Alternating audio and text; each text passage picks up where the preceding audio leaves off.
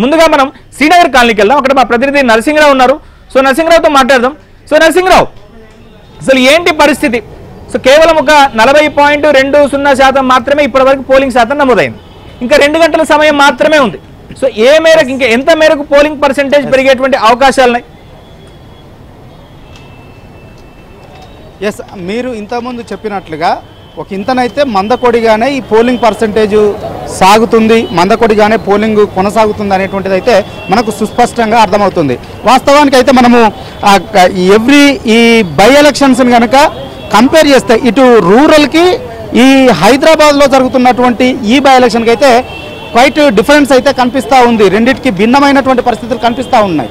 గ్రామీణ ప్రాంతాల్లో ఎప్పుడు బై ఎలక్షన్ అయినా కానీ దాదాపుగా 80%, 85%, 89%, 90%కి వెళ్ళినటువంటి సందర్భాలను కూడా చూసాం. ఎందుకనంటే బై ఎలక్షన్ అనగానే పార్టీలన్నీ కూడా ఛాలెంజింగ్గా తీసుకోవడము, డోర్ టు డోర్ క్యాంపెయినింగ్ చేయడము, ప్రతి ఓటర్ని కూడా తీసుకువచ్చి మరి పోలింగ్ స్టేషన్కు తరలించి మరి ఓటింగ్ వేసేందుకు అవసరమైనటువంటి చర్యలన్నీ కూడా పార్టీలు, పోటీలో ఉన్నటువంటి అభ్యర్థులంతా కూడా చేస్తూ ఉంటారు. అందుకే గ్రామీణ ప్రాంతాల్లో జరిగేటువంటి బై ఎలక్షన్లు ఎప్పుడు జరిగినా కానీ పోలింగ్ పర్సెంట్ అనేది విపరీతంగా కనిపిస్తూ ఉంటుంది. 75, 85, 90% వెళ్ళినటువంటి సందర్భాలను కూడా మనం చూసాం.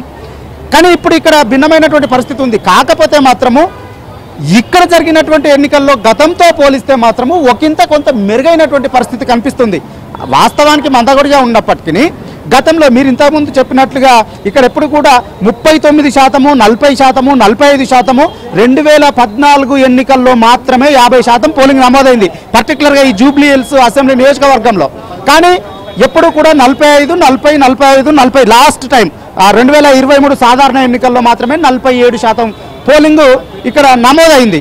సో ఇప్పుడు ఆ 47% పోలింగ్ దాటుతుందా, 47% ఉంటుందా, ఇంకా తక్కువ అవుతుందా అనేటువంటిది ఒక ఇంత ఇప్పుడు ఆసక్తికరంగా మారింది. కానీ ఇప్పుడు మనకు అందుతున్నటువంటి సమాచారం మేరకు 3 గంటల వరకు అయినటువంటి పోలింగు 40.2% అనంటే ఇప్పటి వరకు ఉదయం నుంచి ప్రతి 2 గంటలకు ఒకసారి పోలింగ్ అధికారులు ఈ పోలింగ్ పర్సెంటేజ్ని విడుదల చేస్తూ ఉన్నారు. ఉదయం 10%, 10.2% నమోదైంది. ఆ తర్వాత 2 గంటలకి 10.74% పెరిగింది.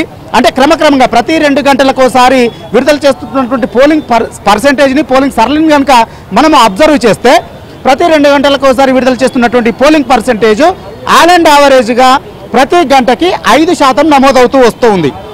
మొదటి 2 గంటలు 10.2%, తర్వాత 2 గంటలు 10.74%, ఆ తర్వాత 2 గంటలు 11.34%, ఈ విధంగా పెరుగుకుంటూ వచ్చింది. ఇంతకుముందు విడుదల చేసినటువంటి 1 గంటల నుంచి 3 గంటల వరకు సంబంధించినటువంటి పర్సెంటేజ్లో మాత్రము మళ్ళీ అది తగ్గింది, 8.54% మాత్రమే నమోదైంది. సో ఆల్ అండ్ యావరేజ్గా మాత్రము ప్రతి గంటకి ఒక 5% చొప్పున పోలింగ్ పర్సెంటేజ్ నమోదవుతుంది.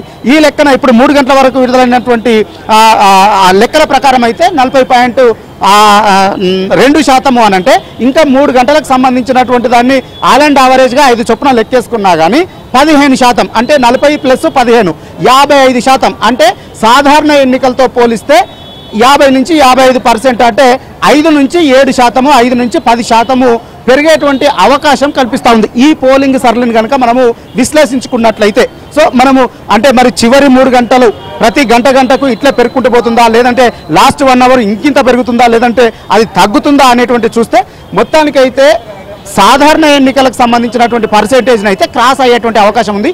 అది ఎక్కువగా అవుతుందా, తక్కువగా అవుతుందా, 1-2%కే పరిమితం అవుతుందా, 10% వరకు కూడా పెరుగుతుందా అనేటువంటి చూడాలి. అయితే మనం పొద్దుటి నుంచి కనుక చూస్తే ఉదయము మొదటి 2-3 గంటలు మాత్రము పెద్ద సంఖ్యలో ఓటర్లు ఓటు హక్కును వినియోగించుకోవడానికి పోలింగ్ స్టేషన్లో పెద్ద ఎత్తున తరలి వచ్చారు. దాంతో పోలింగ్ స్టేషన్లన్నీ కూడా సందడిగా కనిపించాయి. కానీ లంచ్ అవర్లో మాత్రము 1 నుంచి 3 గంటల వరకు ఆ సంఖ్య తగ్గింది. ఈ లంచ్ అవర్లో పోలింగ్ స్టేషన్కి వచ్చేటువంటి వారి సంఖ్య కొంత మందకొడిగా కనిపించింది, తక్కువగా కనిపించింది. సో మళ్ళీ ఇప్పుడు పోలింగ్ స్టేషన్లకు వస్తున్నటువంటి వాళ్ళ సంఖ్య క్రమక్రమంగా పెరుగుతున్నటువంటి పరిస్థితి, పోలింగ్ సిచ్యువేషన్ దృశ్యాలు మనకు పోలింగ్ స్టేషన్ల వద్ద కనిపిస్తూ ఉన్నాయి. నేను ప్రస్తుతం ఇక్కడ షేక్పేట ప్రభుత్వ స్కూల్లో ఏర్పాటు చేసినటువంటి పోలింగ్ స్టేషన్ వద్ద ఉన్న ఈ పోలింగ్ స్టేషన్లో దాదాపుగా 10 పోలింగ్ బూతులను ఏర్పాటు చేశారు. దాదాపుగా 10,000 ఓట్లున్నాయి.